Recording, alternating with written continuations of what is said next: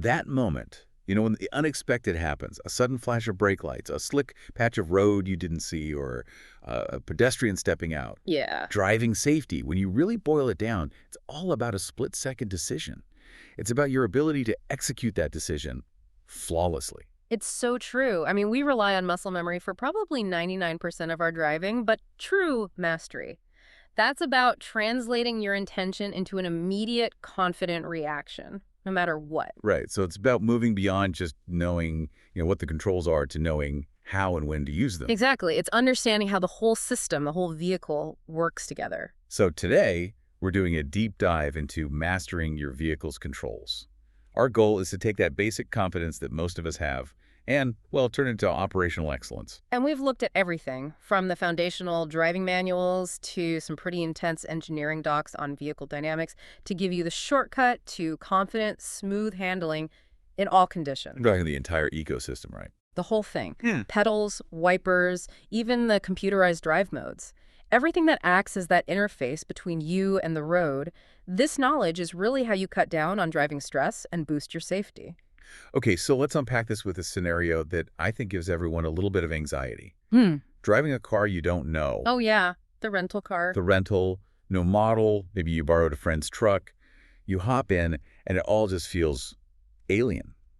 Before you even think about putting it in gear, what is that essential checklist? What's the setup? This pre-drive check is, absolutely non-negotiable. If you skip this, you're already behind the curve. So first thing, start with ergonomics, your seat. Right. And don't just adjust it so you can reach the wheel. Adjust it so your wrists can actually rest on the top of the wheel while your back is flat against the seat. That wrist check is a great tip. It makes sure that when you have to turn fast, you have the leverage you need without, overreaching or pulling yourself out of the seat. Exactly. And your feet are just as critical. Your right heel should be able to sit on the floor and just pivot between the accelerator and the brake.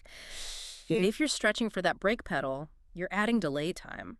Critical time. We've all been there trying to find that sweet spot. Okay, seat is done. Next up has to be visibility. Mirrors. Mirror optimization is a lot more complex than just, can I see the lane behind me? You have to actively minimize your blind spots. So how do you do that? Adjust your side mirrors out so that just as a car starts to leave your rearview mirror, its headlights immediately pop into your side mirror. That seamless handoff is the key. I remember I once had to drive this giant SUV, and I honestly felt like I was piloting a tank. I had to keep telling myself, remember how wide this is, remember how long this is, before I tried to park it. It's vital. You have to mentally recalibrate your turning radius. And speaking of immediate need, locate the essentials before you move an inch. Find the parking brake. Is it a lever, a foot pedal, an electronic button? And the horn. And the horn, yes. Can you find the horn in the turn signals without looking? Practice that touch memory right there in the parking spot. Because you don't want to be fumbling for some tiny button on a stock when you need to alert someone. You need that reliable, smack to the center of the wheel. Precisely. And while you're sitting there, just gently test the brake pedal. Some modern cars, especially hybrids or EVs with regenerative braking, they have a really different feel. It can be quite grabby. Yeah. You need to know what that response feels like. Okay, and here's my own sanity-saving tip. Know the fuel type and where the fuel cap is before you pull up to the pump. A perfect practical tip. I have wasted so much time in rentals doing that awkward dance at the gas station. And to wrap up the checklist, take a short practice drive. A deserted parking lot is perfect. Test the signals, confirm that brake feel, and learn what the safety features do. Knowing if a lane departure warning is going to beep at you or actively tug the wheel can prevent a real shock on the highway. That's a great point. So that structured approach, it turns that nervous feeling into real preparation. All right, we're set up. Let's move to the hardware, the primary and secondary controls. We can start with the steering wheel. Beyond just pointing the car, which is obvious, modern steering wheels are these complex control hubs. So proper hand positioning 9 and 3 o'clock isn't just a safety thing anymore. It's also about access, right? To the audio, the phone, the cruise control. Exactly. Then you've got the pedals, your direct link to momentum, accelerator, brake, and clutch if you're driving manual. What's the nuance there? Well, let's talk about smooth versus rapid acceleration. It's all about how you apply pressure. It is. Smooth acceleration comes from gradual, precise pressure. Jerky movements, they're not just bad for fuel economy, they can unsettle the car, especially in a turn. The brake pedal demands even more nuance. For automatics, the gear shift seems simple. Park, reverse, neutral, drive.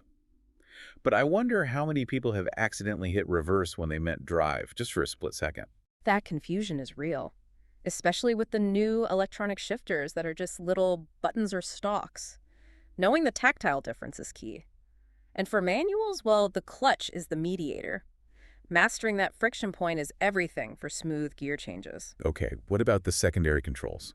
The things that manage safety but not speed. The turn signal. Usually on the left, up for right, down for left, but the real insight here is timing. When do you activate it? You engage the signal before you brake, before you start turning the wheel. That gives the driver behind you those extra seconds to react to what you're about to do. It's communication.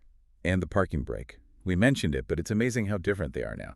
You have the classic lever, the foot pedal, and now the little electronic button. That electronic brake is a perfect example of how controls are evolving. It often releases on its own when you put the car in drive and touch the accelerator. But you have to know which system you're using. All right, we've got motion down. But nothing kills control faster than not being able to see. So let's talk about maintaining a clear view wipers and climate control. Good visibility is safety, full stop. The wiper stalk, usually on the right, is something we ignore until, bam, a huge splash hits the windshield. And you've got your settings. Off, intermittent, low, and high. I feel like a lot of people just leave the intermittent setting on one speed. They do. Many cars have a little dial on that stalk to fine-tune the delay. You can adjust it so you're not just sweeping a dry windshield over and over. And maintenance is huge. Streaking blades are a safety hazard. Because your brain has to work harder to see through the street. Exactly. Replace them regularly. And use washer fluid that won't freeze in the winter. Also, know how to activate it. Is it a pull or a push on the stalk? Figure that out before you need it. Now let's talk climate control. It's not just about comfort. It's about defogging the windows, which is a massive visibility issue. Absolutely. The key thing for fogging is activating the AC, the little snowflake symbol, even if you're running heat. The AC system is a dehumidifier. It dries the air before it hits the glass. And what about the great recirculation mode debate? I mean, it's great for cooling the car down fast, but if I'm stuck in traffic breathing exhaust fumes, what's the best play? That's a sharp question, and the answer is, it's a balance. Recirculation is fantastic for short-term comfort, blocking a bad smell, cooling the cabin quickly. But if you use it for too long, the CO2 builds up and the air quality inside the car plummets. So use it in bursts. Basically, use it to block the worst of the exhaust, but then switch back to fresh air when you can. Don't leave it on for your whole commute. And the auto button sort of simplifies all of this. It does. You just set a temperature and the car's brain figures out the fan speed, the vents, everything. And please, learn your defrost symbols, the one for the front windshield and the one for the rear. Okay, now for the really interesting stuff. The advanced systems that help us, but also, frankly, demand a higher level of attention. Let's start with cruise control. Cruise control is a tool. It's for reducing fatigue and maybe saving a little fuel on long, straight highways. You have your basic buttons: on, off, set, resume, cancel. But we have to hammer this home. It is not a system for every situation. This is critical. Cruise control is only for dry, clear, uncongested highways. Never use it in the city, in heavy traffic, or on winding roads. And the absolute most dangerous time to use it is in bad weather. Rain, snow, ice. Because if you hit a patch of ice, the system sees the wheel slow down and it thinks it needs to accelerate. It will try to give it more throttle. which is the exact opposite of what you want to do. It's the last thing you want. You need to be in control. And even with adaptive cruise control, which is amazing tech, you're still the one in charge. Your foot should be hovering near the brake, ready to take over. The other big one is the infotainment system. It's our gateway to everything, but it's also probably the single biggest source of distraction in a modern car. It is. And the core safety rule here is to minimize that cognitive load. Meaning, set your navigation, pick your playlist, pair your phone, do all of that before you start moving. Absolutely. The touchscreen is for when you're stopped. When you're driving, use the steering wheel controls. Use your voice. These systems are powerful, but they demand discipline. This brings us to our final, and maybe most dynamic, category of control. Drive modes. A single button that can completely change the car's personality. And what's so fascinating is that these modes instantly tweak 3 different things.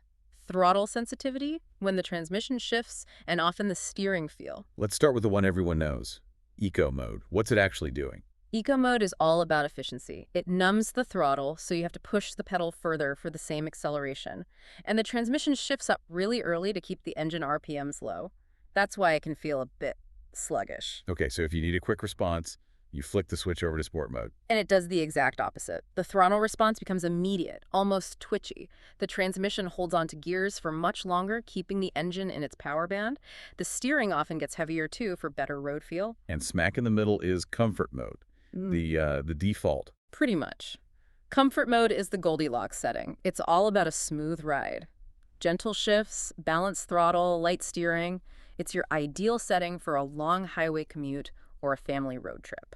Then you get these really specialized modes, like snow mode. Snow mode is all about maximizing traction. It makes the throttle way less sensitive to prevent you from giving it too much gas. And, critically, it often tells the transmission to start in second gear to reduce that initial torque and stop the wheels from spinning. How is that different from an off-road mode, which you might use in mud? It's a totally different philosophy on traction. Off-road mode still wants precision, but it adjusts the traction control to allow a certain amount of wheel slip. In mud or sand, you need some spin to clear the treads and find grip. Snow mode wants zero slip. Off-road strategically manages slip. Wow.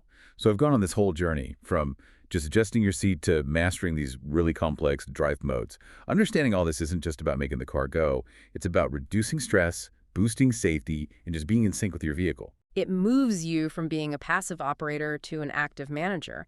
You become prepared to translate your intention into an immediate, safe reaction, no matter what the road throws at you. We spent a lot of time talking about eco, sport, and comfort modes, which really govern the default personality of your car. So here's a final thought for you to chew on. Think about your car's default setting right now. It's probably comfort or some balanced mode. Now compare that to the driving you actually do most often. If your daily commute involves aggressive highway merges and quick decisions, is comfort really the safest or most responsive setting for you? Or would defaulting to sport, knowing it keeps the engine ready to go, actually give you a greater safety margin? Think about that operational decision until our next deep dive. We'll see you soon. Please like, subscribe, and get notified.